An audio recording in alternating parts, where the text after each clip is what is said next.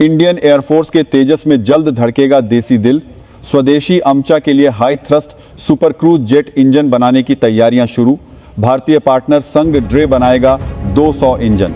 नमस्कार दोस्तों, जय हिंद। आर्मी आस्त्रा के इस वीडियो में आपका स्वागत है। भारतीय वायुसेना के तेजस और आमका फाइटर जेट के लिए देसी इंजन बनाने की तैयारी जोरों पर है। ऐसे में डिफेंस मिनिस्ट्री ने कावेरी इंजन के लिए अतिरिक्त फंड मुहैया कराया है, जिससे प्रोजेक्ट में तेजी आने की संभावना और बढ़ गई है।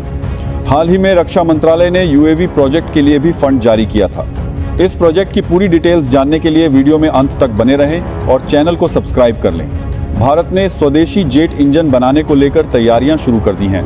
रक्षा अनुसंधान और विकास संगठन DRDO के तहत काम करने वाली gas turbine research establishment GTRE Bengaluru ने देश की कंपनियों से खास पार्टनर चुनने की प्रक्रिया शुरू कर दी है, जिसके तहत देश की किसी कंपनी को advanced high thrust class jet engine programme में डेवलपमेंट कम प्रोडक्शन पार्टनर बनाया जाएगा। चुनी गई कंपनी इस टर्बोफैन इंजन के निर्माण, टेस्टिंग और सर्टिफिकेशन की जिम्मेदारी संभालेगी। ये पार्टनर भारत का अपना advanced high thrust class jet engine develop करने और बनाने में अहम भूमिका निभाएगा। भारत के महत्वाकांक्षी कावेरी एयरो इंजन प्रोग्राम को रक्षा मंत्रालय से एक बड़ी बूस्ट मिली है। मंत्रालय ने इस प्रोजेक्ट के लिए अतिरिक्त फंडिंग जारी की है, जिससे देश के अपने फाइटर जेट इंजन को बनाने की कोशिशों को नई रफ्तार मिलेगी। दरअसल DRDO के तहत आने वाली गैस टरबाइन रिसर्च एस्टेब्लिशमेंट यानी GTRE का लक्ष्य है कि 2028 तक कावेरी इंजन को तेजस के टेस्टबेड में इंटीग्रेट कर दिया जाए, जिससे तेजस फाइटर जेट पूरी तरीके से देसी इंजन से घातक वार करने में सक्षम होगा। भारत के पास अभी तक अपना स्वदेशी जेट इंजन नहीं है और इसके लिए वह दूसरे देशों पर निर्भर है। पिछले साल 15 अगस्त को लाल किला से 79वें स्वतंत्रता दिवस के भाषण में प्रधानमंत्री नरेंद्र मोदी ने जेट इंजन को लेकर मेड इन इंडिया पर जोर दिया था। उन्होंने युवा वैज्ञानिकों, इंजीनियरों, टैलेंटेड यूथ और सरकार के सभी विभागों को सीधा आह्वान किया था कि भारत को अपने स्वदेशी फाइटर जेट्स के लिए अपना खुद का जेट इंजन बनाना चाहिए। उन्होंने इसे एक राष्ट्रीय चुनौती के रूप में पेश करते हुए कहा कि कोविड में वैक्सीन बनाई, UPI बनाया, वैसे ही जेट इंजन भी भारत में बनना चाहिए। वहीं अब GTRE ने इस पहल की शुरुआत कर दी है। अब आपको बताते हैं कि क्यों अहम है भारत के लिए indigenous jet engine. Jet engine किसी भी फाइटर एयरक्राफ्ट का दिल होता है। अगर इंजन विदेशी हो तो संकट के समय सप्लाई रुक सकती है, अपग्रेड में दिक्कत आ सकती है और ऑपरेशनल आज़ादी सीमित हो जाती है। भारत ने यह सब पहले भी देखा है। कावेरी इंजन प्रोग्राम इसका सबसे बड़ा उदाहरण रहा है। इस प्रोग्राम से बहुत कुछ सीखा गया, लेकिन वह इंजन पूरी तरह लड़ाकू विमान के लिए तैयार नहीं हो पाया। इसके बाद भारत ने तय किया कि इंजन टेक्नोलॉजी में आधे अधूरे कदम नहीं, बल्कि पूरी ताकत झोंकनी होगी। कावेरी इंजन प्रोजेक्ट ने अपने शुरुआती चरणों में कई तकनीकी चुनौतियों का सामना किया था। इस अतिरिक्त फंडिंग से GTRE को इंजन के परफॉर्मेंस, विश्वसनीयता और लाइफ साइकिल को बेहतर बनाने के लिए जरूरी रिसर्च और डेवलपमेंट करने में मदद मिलेगी। इसी सोच के साथ अब advanced high thrust class engine programme शुरू किया गया है, जो भविष्य के 5वीं पीढ़ी के फाइटर जेट्स जैसे AMCA advanced medium combat aircraft को ताकत देगा। क्या किया है GTRE? आपको बता दें कि GTRE ने भारतीय कंपनियों के लिए एक्सप्रेशन ऑफ इंटरेस्ट EOI जारी किया है।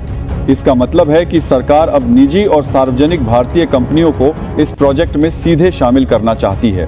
चुनी जाने वाली कंपनी सिर्फ पार्ट्स बनाने वाली नहीं होगी, बल्कि इंजन के निर्माण, असेंबली, टेस्टिंग और सर्टिफिकेशन तक की जिम्मेदारी संभालेगी। सरल शब्दों में कहें तो लैब में बने डिजाइन को उड़ने लायक इंजन में बदलने की पूरी जिम्मेदारी इसी भारतीय कंपनी के कंधों पर होगी।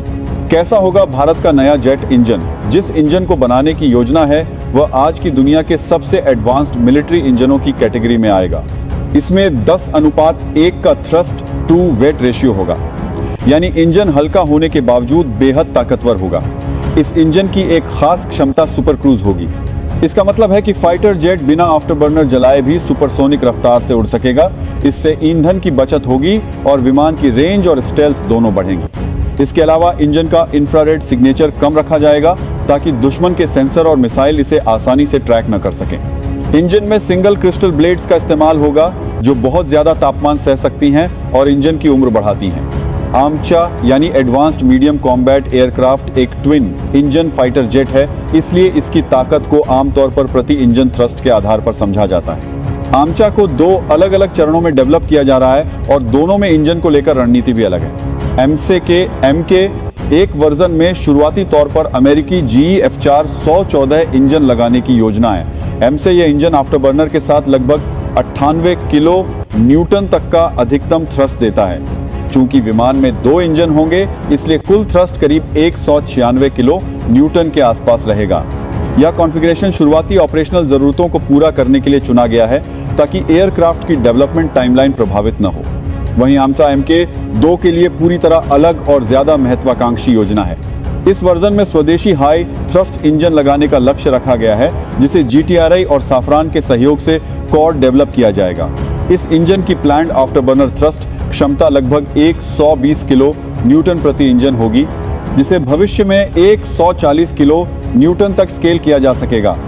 इस तरह 2 इंजनों के साथ कुल थ्रस्ट करीब 240 किलो न्यूटन तक पहुंच जाएगा। इतनी ज्यादा थ्रस्ट क्षमता आमका MK2 को सुपर क्रूज, बेहतर एक्सेलरेशन और हाई मैन्यूवरेबिलिटी जैसी खूबियां देगी। यही वजह है कि इस इंजन को advanced high thrust class category में रखा गया है। जहां तक ड्राई थ्रस्ट की बात है तो स्वदेशी इंजन से करीब 73 से 75 किलो न्यूटन प्रति इंजन ड्राई थ्रस्ट मिलने की उम्मीद की जा रही है। ये आंकड़ा आफ्टरबर्नर के बिना भी तेज रफ्तार और लंबी रेंज ऑपरेशन के लिए अहम माना जाता है। ये इंजन एक मॉडर्न टर्बोफैन जेट इंजन होगा। इसमें low pressure compressor, high pressure compressor, combustor, high pressure turbine, low pressure turbine, afterburner और एग्जॉस्ट सिस्टम जैसे सभी एडवांस्ड हिस्से शामिल होंगे। इसके साथ gear box, fuel system, oil system और डिजिटल कंट्रोल सिस्टम यानी FADEC full authority digital engine control भी पूरी तरह आधुनिक होंगे। इसके अलावा यह प्रोजेक्ट कई चरणों में बंटा है। GTRI ने इस पूरे प्रोजेक्ट को कई चरणों में बांटा है। पहले चरण में डिजाइन से जुड़े काम होंगे। इसमें ड्राइंग, 3D मॉडल, डिजाइन में बदलाव और टेस्ट के आधार पर सुधार शामिल होंगे।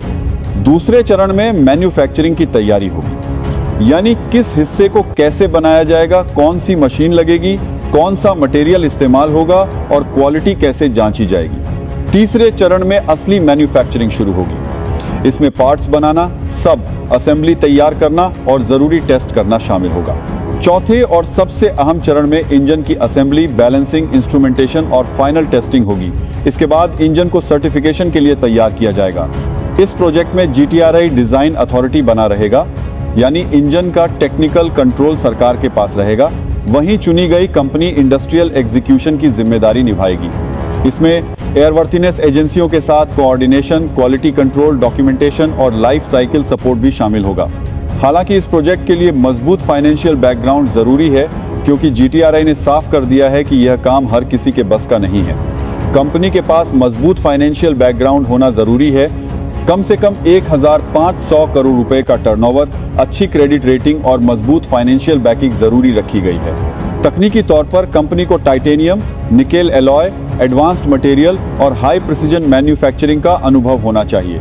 इसके साथ ही एरोस्पेस क्वालिटी सिस्टम जैसे AS9 1100 का पालन जरूरी होगा। इस प्रोजेक्ट के तहत करीब 10 साल में 18 इंजन तैयार किए जाएंगे। GTRI ने साफ बोल दिया है कि 7वें साल से इंजन की डिलीवरी शुरू होगी, जो 10वें साल तक 18 तक पहुंच जाएगी। शुरुआत में इंजन बनाने की रफ्तार धीमी रहेगी ताकि क्वालिटी और भरोसे को मजबूत किया जा सके। सरकार का इरादा सिर्फ प्रोटोटाइप तक सीमित नहीं है। भविष्य में करीब 200 इंजन बनाने का रास्ता भी इसी प्रोजेक्ट से खुलेगा। इसका मतलब है कि भारत में पहली बार एक पूरी military jet engine production line खड़ी हो सकती है। अगर ये प्रोजेक्ट अपने लक्ष्य तक पहुंचता है तो भारत उन गिने चुने देशों में शामिल हो जाएगा जो अपने दम पर एडवांस्ड फाइटर जेट इंजन बना सकते हैं। इससे न सिर्फ रक्षा क्षेत्र मजबूत होगा, बल्कि एरोस्पेस इंडस्ट्री को भी नई ऊंचाई मिलेगी। इस प्रोजेक्ट को लेकर आपकी क्या राय है, कमेंट करके जरूर बताएं। और वीडियो पसंद आई जो तो लाइक और शेयर करें। साथ में चैनल को सब्सक्राइब करके बेल आइकॉन दबा दें, ताकि भारत के रक्षा क्षेत्र से जुड़े नए अपडेट्स आपको मिलते रहें। मिलेंगे नए वीडियो में। जय हिंद, जय भारत, भारत माता की जय।